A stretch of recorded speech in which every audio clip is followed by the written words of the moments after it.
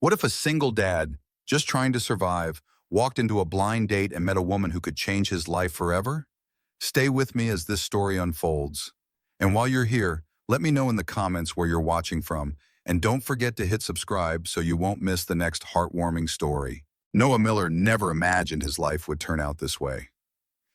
At 32, his days began before sunrise on the docks of Seattle, where the cold air bit at his skin and the weight of crates pressed into his back. He wasn't a man who complained. He simply endured because he had someone depending on him. Grace, his 3.5-year-old daughter. With her boundless curiosity and small hands that reached for him every morning, she was the reason he kept moving. Their little apartment wasn't much, peeling paint on the walls, a heater that rattled louder than it warmed. But to Grace, it was a castle as long as her father was there. Most evenings, Noah would collapse into the worn couch with Grace nestled beside him, her laughter filling the quiet spaces of their world. He had long given up on the idea of dating or even dreaming about what could have been. Love, romance, the luxury of thinking about himself. It all felt like a different lifetime, something that belonged to other people. His heart was wrapped tightly around Grace and the simple rhythm of survival. That was why the phone call from Liam, his oldest friend, caught him off guard. "Noah, I need a favor." Liam's voice came crackling through the line. Noah rolled his tired shoulders, already suspicious. "You always need a favor. What is it this time?" There was a pause, then Liam admitted, almost sheepishly, "I can't make it to dinner tonight. It's a blind date. Someone set it up for me. I need you to go in my place." Noah laughed out loud, shaking his head in disbelief. "You want me to show up at a date for you? That's insane." But Liam persisted, promising it would be quick. Just one dinner, nothing more. The more Noah tried to push back, the more his friend pressed until, finally, against all reason, Noah sighed into the phone. "Fine, but I'm bringing Grace." Silence, then a groan from Liam. No, you can't bring a toddler on a blind date." Noah smirked to himself, looking over at Grace, who was coloring on the floor, her tongue peeking out in concentration. "Then let's see how long this woman sticks around when she finds out the date includes a single dad and a 3-year-old. Grace looked up at him, her big brown eyes curious. "Daddy, where are we going?" He scooped her into his arms, pressing a kiss to her temple. "We're going to meet a very pretty lady." She giggled, her small fingers tugging at his shirt. "Is she nice?" Noah's voice softened, touched with dry humor. "I doubt it, but we'll find out." In that moment, as he dressed Grace in her best little blue dress and brushed her curls into some semblance of order, Noah felt the weight of the absurdity. A blind date wasn't in his plans. Not for tonight. Not for any night. He was going, not to open his heart, but to prove to himself, and maybe to the world, that he was too broken, too burdened, too poor for anyone to truly stay. What he didn't know, what he couldn't even imagine, was that this evening would shift the course of his life in ways he had long since stopped hoping for. The city was beginning to glow as evening lights flickered awake. Traffic crawled through downtown Seattle, horns echoing against the glass towers. Noah guided his old pickup toward the restaurant, Grace sitting in her booster seat behind him, humming to herself with her stuffed rabbit clutched tight. He caught her reflection in the mirror and smiled faintly, though his chest felt heavy with nerves. He had told himself this was a waste of time. A blind date wasn't for a man like him, but a promise to Liam was a promise, and Noah Miller kept his word. He parked a block away, buttoned his jacket against the sharp chill in the air, and lifted Grace into his arms. Her little blue dress with yellow flowers peeked out from under her coat, and she rested her cheek on his shoulder as if the night was an adventure she trusted him to lead. They were halfway to the restaurant when Ray's voices cut through the hum of the street. At the curb, beside a yellow cab with its headlights glaring, stood a young woman. Her hair, a cascade of golden blonde pulled loosely into a braid, caught the glow of the street lamp. She wore a beige coat that looked more stylish than warm, and a leather tote hung from her shoulder, her cheeks flushed pink, not from the cold, but from frustration. "I gave you a 20, she said firmly, her voice steady despite the edge. "The fare was 12. You owe me change." The driver snapped back, waving a crumpled bill. "You gave me a 10. Don't waste my time." People passed by, glancing but moving on. Noah slowed, shifting Grace in his arms. He should have kept walking, it wasn't his business. But something in the woman's stance, her chin lifted, her eyes clear, refusing to back down even as the driver loomed over her, stirred him. She wasn't pleading, she wasn't flustered, she was simply standing her ground, unwilling to be dismissed. Without thinking, Noah stepped forward. "Is everything all right here?" His voice was calm, low, carrying more weight than volume. The cabbie shrugged, muttering about being late. Noah slipped his hand into his pocket, pulled out a 20, and pressed it against the driver's hand. That should cover it. The man snatched the bill and drove off without a thank you, leaving behind the smell of exhaust. The young woman turned to Noah, her blue-gray eyes widening in surprise.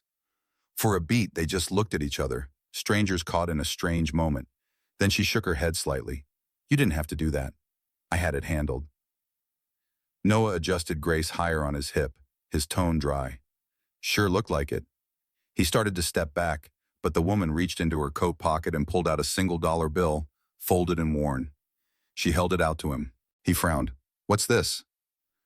"I don't like owing strangers," she said simply, her gaze steady. There was no trace of flirtation, no softening of her voice. She meant it. For the first time, Noah really looked at her. There was elegance in her features, yes, but more than that, a quiet pride. He sensed she was the kind of person who would rather walk away empty-handed than feel indebted to someone she didn't know. He took the bill slowly, tucking it into his pocket.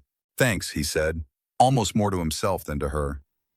Grace stirred, whispering into his ear with the unfiltered honesty only children possessed.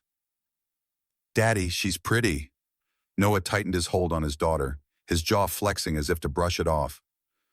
"Don't get any ideas, kid," he muttered, though his thoughts betrayed him. Because something about that woman, the steel in her voice, the storm in her eyes, the strange gravity of a single crumpled dollar bill, lodged itself in his mind. As he walked the remaining steps to the restaurant, he told himself it was just a passing encounter, one of those moments that vanished as quickly as it appeared. What he didn't know, what he couldn't possibly know, was that when he stepped through those glass doors with Grace at his side, fate was waiting at a corner table, and the woman with the golden braid would no longer be a stranger. The restaurant's golden light spilled onto the sidewalk, soft and inviting against the cool Seattle night. Noah pulled the door open, balancing Grace on one hip, and stepped inside. The air shifted immediately. Low chatter, the faint clinking of glasses, and the rich scent of roasted garlic and butter. He expected nothing more than an uncomfortable dinner, maybe a polite introduction before the woman realized he wasn't worth her time. What he didn't expect was the sight waiting in the corner. There she was, the woman from the taxi, the golden braid, the proud set of her shoulders, the same steady eyes that had refused to yield. She sat at a small table for two, her coat draped neatly over the chair, a navy blue dress falling effortlessly across her frame. Her hands were folded on her lap, as if she had been waiting with practiced patience. For a moment, Noah stopped in his tracks, his breath caught, not out of attraction, at least not the kind he wanted to admit, but out of shock. Of all the possibilities, he hadn't imagined this. Her gaze lifted, and recognition flickered instantly. Her lips parted. "You?" His own response stumbled out, rougher than he intended. "You've got to be kidding me." The maitre d' blinked between them, confused by the exchange. Grace, however, had no such hesitation. She leaned forward from Noah's arms, her voice bright and unfiltered. "Daddy, it's her, the pretty girl from outside." The tension cracked like glass. Emma Collins, because now Noah remembered Liam had mentioned the name, let out a small, surprised laugh, not mocking, just genuine. She pushed her chair back and rose gracefully, lowering herself to Grace's level. "And you must be the little artist," she said warmly, her eyes softening. "Do you have a name?" Grace giggled, clutching her stuffed rabbit. "I'm Grace, and this is Bunny." Emma's smile deepened. "Well, Grace and Bunny, it's very nice to meet you." She glanced up at Noah, her expression unreadable, somewhere between amusement and curiosity. Noah shifted uncomfortably, adjusting his daughter on his hip as though bracing himself. "So you're the blind date." "Seems that way," Emma replied, her tone calm but her eyes searching his. "Liam texted me last minute. Said he was sending someone else. He forgot to mention the stand-in would arrive with his daughter." "She goes where I go," Noah said simply, his voice edged but steady. Emma tilted her head, studying him for a heartbeat before her lips curved. That's all right. She's adorable. Grace wriggled then, stretching her arms toward Emma. Can I sit with you? Noah opened his mouth, instinct ready to say no, but Emma had already extended her arms, welcoming the little girl without hesitation. Grace climbed into her lap as though she belonged there all along, Bunny tucked securely under her chin. Emma adjusted easily, her movements natural, her hands steady as she settled the child. Noah blinked. Grace didn't do that. She rarely trusted strangers, rarely leaned in so quickly. He folded his arms, his expression guarded, though something in his chest shifted at the sight. Emma looked down at Grace, brushing a stray curl from the child's forehead. You have excellent taste in stuffed animals, she teased gently. Grace giggled, leaning closer, already captivated. The maitre d' cleared his throat softly, breaking the moment. This way, sir, he said, gesturing toward the empty seat. Noah pulled the chair opposite Emma and lowered himself into it, with a sigh that was part resignation, part disbelief. He should have been annoyed, maybe even angry. Instead, as he watched Grace beam in Emma's lap, her laughter ringing like a bell across the quiet dining room, he realized the night wasn't unfolding at all the way he planned. And whether he liked it or not, that unsettled him most of all. Dinner began with a strange rhythm, like a song none of them quite knew the words to. Noah sat stiffly across from Emma, his arms folded, his eyes drifting toward the menu, but never truly reading it. He had expected the evening to collapse under its own awkwardness. What he hadn't expected was how easily Grace filled the silence. The little girl perched happily in Emma's lap as though it were the most natural place in the world. Emma didn't hesitate, didn't fumble, didn't glance around the room as if worried about appearances. Instead, she leaned into Grace's chatter, asking her questions about Bunny, about the flowers on her dress, about what color crayon was her favorite. And Grace, his shy, careful child who usually took days to warm to anyone, answered with giggles and bright eyes. Noah watched as the waiter approached. Emma ordered for herself with quiet confidence, then looked to Grace. How about grilled cheese, or would you rather have soup? Grilled cheese, Grace announced, clapping her hands. Emma smiled. Excellent choice. And for your dad? Noah cleared his throat, unsettled by how seamlessly she included him. Steak, he muttered. The waiter nodded and left them, but Noah's gaze lingered on Emma. She wasn't doing this to impress him. She wasn't leaning across the table with practiced charm. She was simply present. As plates arrived, Emma helped Grace break her sandwich into smaller bites, patiently wiping the corners of her mouth when jelly smeared across her cheek.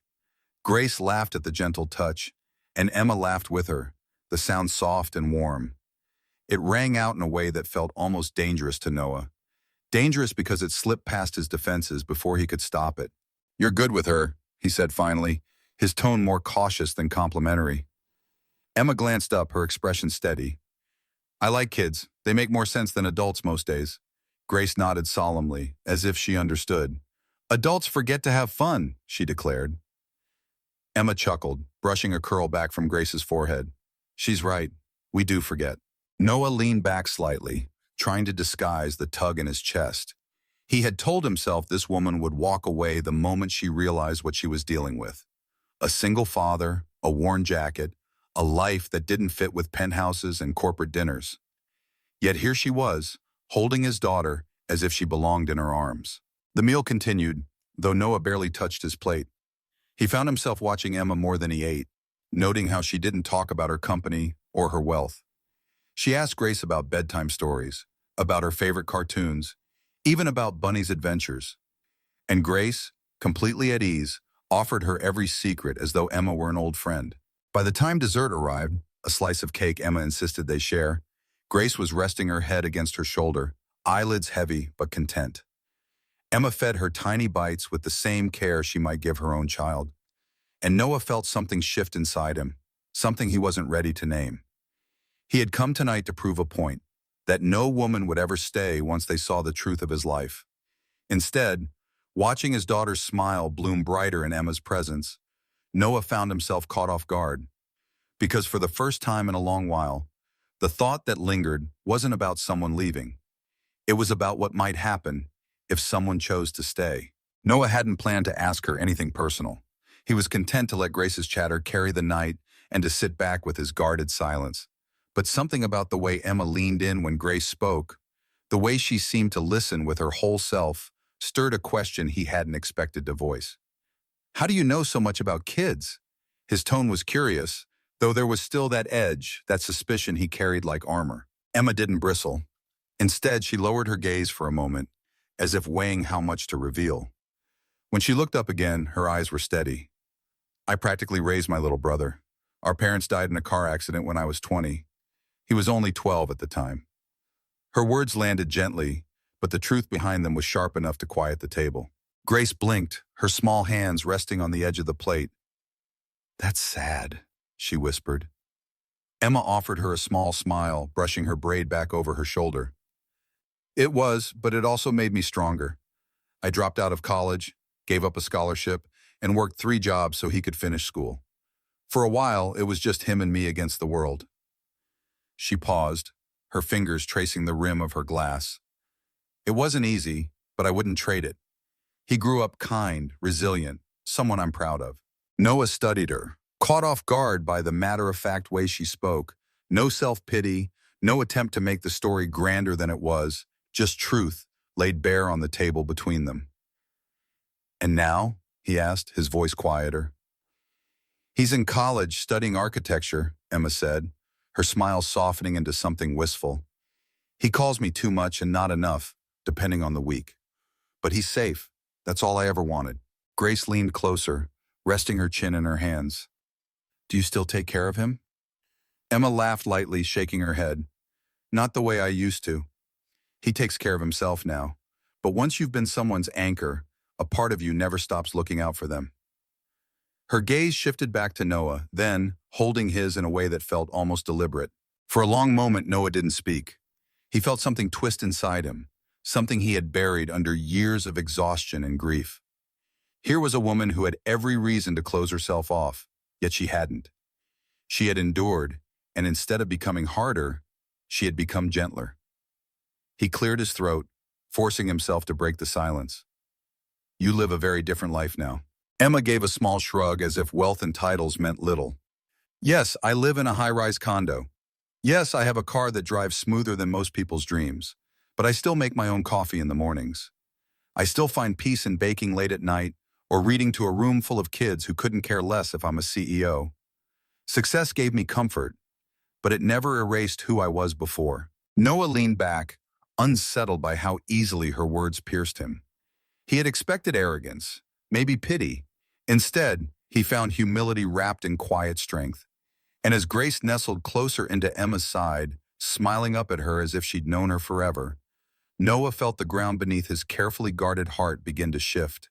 The evening stretched on, the plates now empty except for a few crumbs, and Grace's careful stack of sugar packets arranged like tiny building blocks.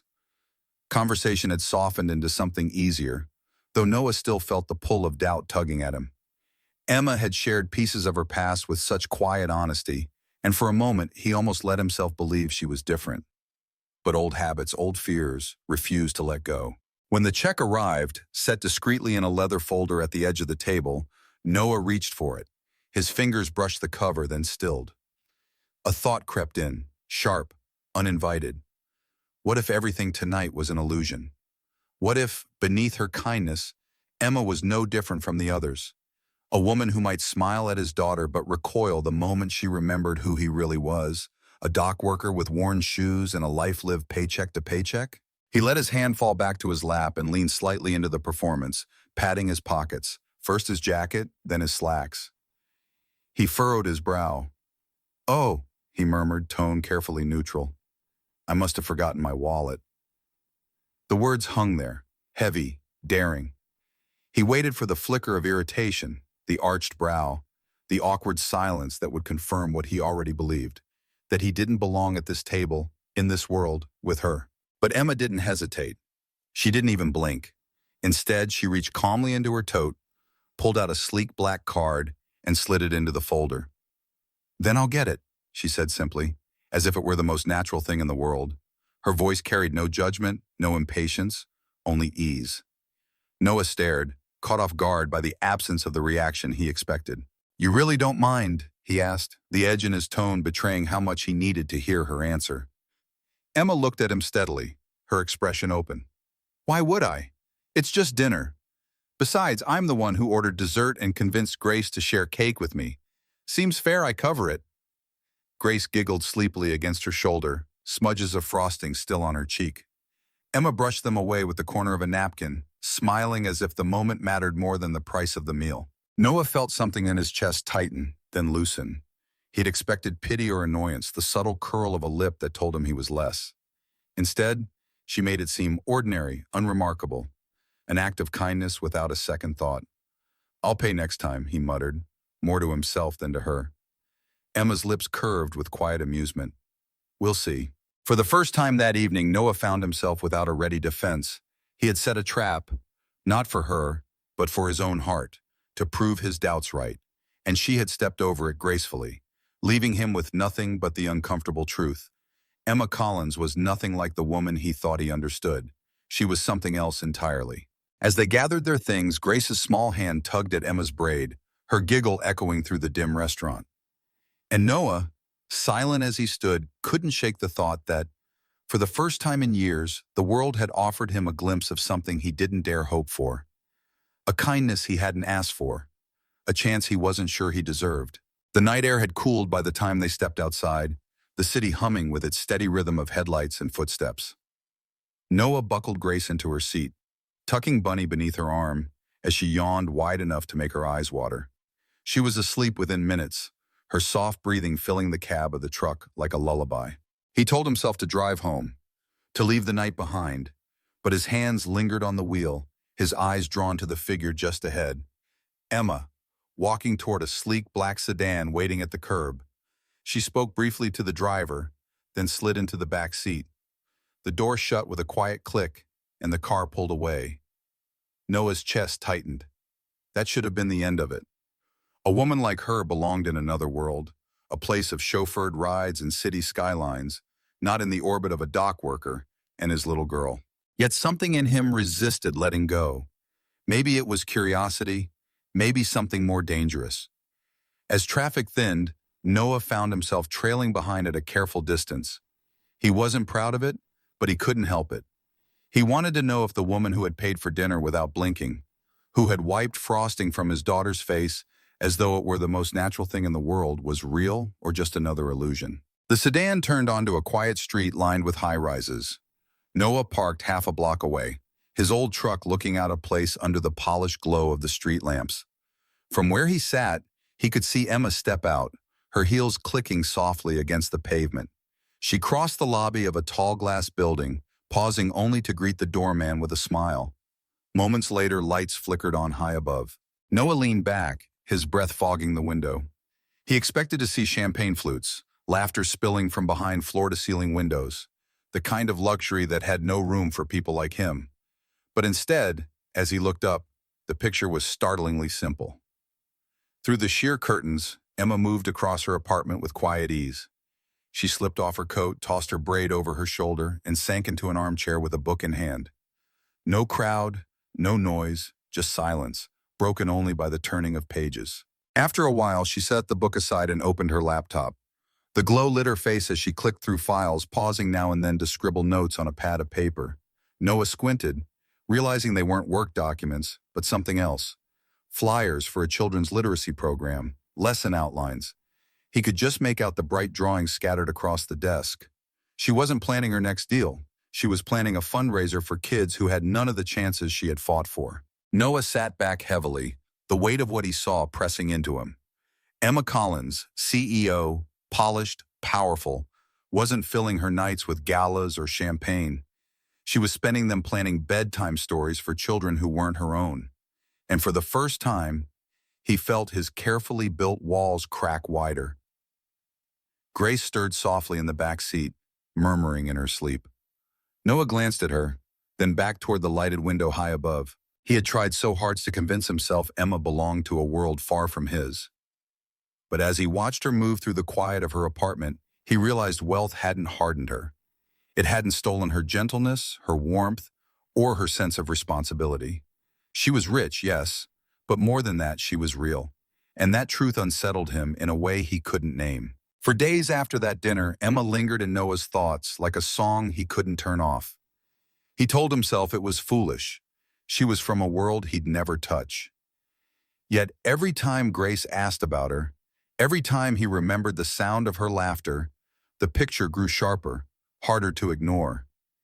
He lay awake one night, staring at the cracks in the ceiling of their small apartment. Grace was asleep in the next room, clutching Bunny, safe in her dreams.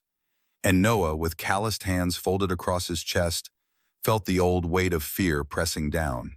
He thought about Emma's condo with its tall windows, about the car that waited at the curb for her.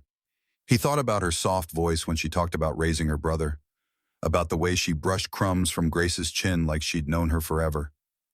And he thought about himself, just a man who hauled crates, who worried about the rent, who measured groceries by how long they would last until the next paycheck. The truth gnawed at him. If he let Emma close, if he let her into his life, it wouldn't be long before the differences became too clear. He pictured whispers, the disapproving looks, the quiet shame of being seen as someone clinging to her success. Worse, he pictured Grace growing attached, only to watch Emma walk away. Noah couldn't risk that. So he wrote a letter, not because he wanted to, but because words on paper seemed easier than watching her face when he told her goodbye. His handwriting was rough, uneven, but the message was steady. Emma, you are everything good and steady in a world I can't seem to belong to. You deserve someone who can stand beside you without hesitation. I can't be that man. I am just a father trying to hold together a life for my little girl. And though you've shown me kindness I'll never forget, I know in the end I would only become a weight you don't need. I would drag you down. Please don't come looking for me. Take care of yourself, and thank you for seeing Grace, for making her laugh. That alone means more than I can say. He signed it quietly. Noah. The next morning, he slid the envelope under the front desk at her office building, then walked away before he could change his mind. That evening, Grace climbed into his lap, her curls tickling his chin. She looked up with wide, trusting eyes. Daddy, why didn't Miss Emma come today? The question pierced deeper than he expected. He swallowed hard, steadying his voice. She's busy, sweetheart. Sometimes grown-ups have a lot to do. Grace frowned, her small brow furrowing. But she said she'd read me another story. Did she forget? Noah pressed his lips together, the ache in his chest almost too much to bear. No, baby. She didn't forget. He kissed the top of her head, holding her a little tighter than usual. Sometimes people just can't stay. Grace nestled into him, satisfied with the answer in the way only a child could be. But Noah sat there long after she had fallen asleep against his shoulder, staring at the single crayon drawing taped to the fridge, 3 figures holding hands under a crooked sun. Dad, Grace, Emma. And with every passing minute, the silence in their small apartment grew louder than anything he had ever known. The days that followed were heavy with silence. Emma's absence echoed through their small apartment, in the empty spot at the dinner table where Grace sometimes set an extra napkin, in the bedtime routine where she asked for one more story because Miss Emma said she would. Noah tried to fill the gaps, but his voice sounded thinner, his laughter forced. Each night, when Grace drifted off with Bunny tucked under her arm, Noah lingered by the refrigerator where her latest masterpiece hung crookedly by a magnet. It was a crayon drawing, bold and uneven, but clear enough that it stole his breath every time he looked at it. 3 figures holding hands under a bright yellow sun, Grace in the middle, him on one side, and Emma on the other, her hair drawn in wild yellow strokes. Above their heads, in Grace's careful scrawl, was one word: family. That drawing broke something open in him. He had tried to protect himself, tried to shield Grace from disappointment by pushing Emma away before she could choose to leave. But the truth sat there in waxy colors. His little girl had already chosen Emma, and somewhere deep inside, so had he. So, on a gray Saturday morning, Noah found himself standing at the doors of the community center where Emma volunteered. The smell of finger paint and soap drifted out as he stepped inside.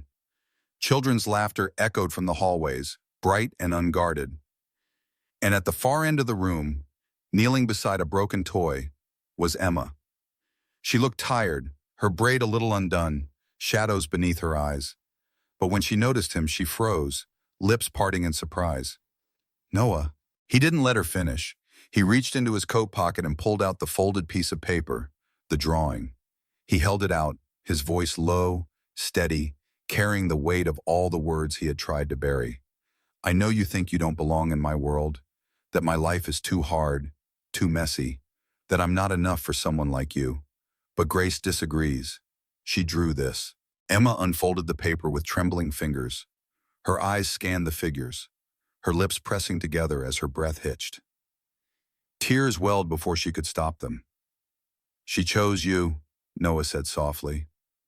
And the truth is, I need you too, not because of what you have or the life you built, but because when you're near, my daughter laughs in a way I haven't heard in years. And when you're near, I start to believe maybe I can breathe again. Maybe I don't have to carry everything alone. Emma shook her head, her voice breaking. Noah, I can't be the one who ruins this. You've worked so hard to rebuild after everything you lost. I'm afraid I'll fail you. He stepped closer, his voice steady, even as his chest tightened. You wouldn't ruin anything. You'd make it real again. He reached for her hand, gently, like someone reaching for something fragile. I've been afraid for so long, afraid of loving again, of losing again. But you came into our lives and showed me that love isn't about perfect timing or perfect people. It's about choosing each other, even when it's hard. Her tears spilled then, slipping down her cheeks as the drawing shook in her hands. With a choked sound, she closed the space between them, folding into his arms. Noah held her tightly, not as a man rescuing someone broken, but as someone finally brave enough to admit he needed saving too. And in that embrace, in the quiet hum of children's laughter around them, Emma let herself believe for the first time that love could be stronger than fear, stronger than distance, stronger than the lines drawn between rich and poor. The library smelled faintly of old books and fresh coffee, a quiet refuge on a Saturday morning. Sunlight streamed through tall windows, scattering across the children's section where a circle of little ones sat cross-legged on a colorful rug. Parents lingered nearby, their coats draped over chairs, their voices hushed with polite conversation. At the center of it all sat Emma, her golden hair tied loosely back, her voice rising and falling with the cadence of the story she read. In her lap, nestled against her as though she had always belonged there, was Grace. The little girl giggled at every silly voice Emma used, her arms wrapped around Emma's waist and Bunny clutched tight between them. From the back of the room, Noah watched, his hands buried in the pockets of his worn jacket, his expression caught somewhere between disbelief and quiet awe. For weeks he had convinced himself Emma couldn't stay, that their worlds were too different. Yet here she was, not in a boardroom or a penthouse, but on the floor of a library, her voice weaving magic through the pages of a children's book. The story ended with a soft closing of the cover, and the children clapped, their laughter ringing out. "Thank you, Miss Emma," one parent said warmly, and Emma smiled, thanking them in return. As the group began to disperse, Grace hopped from her lap and ran toward Noah, her curls bouncing. "Daddy, did you hear? Miss Emma made the panda hiccup."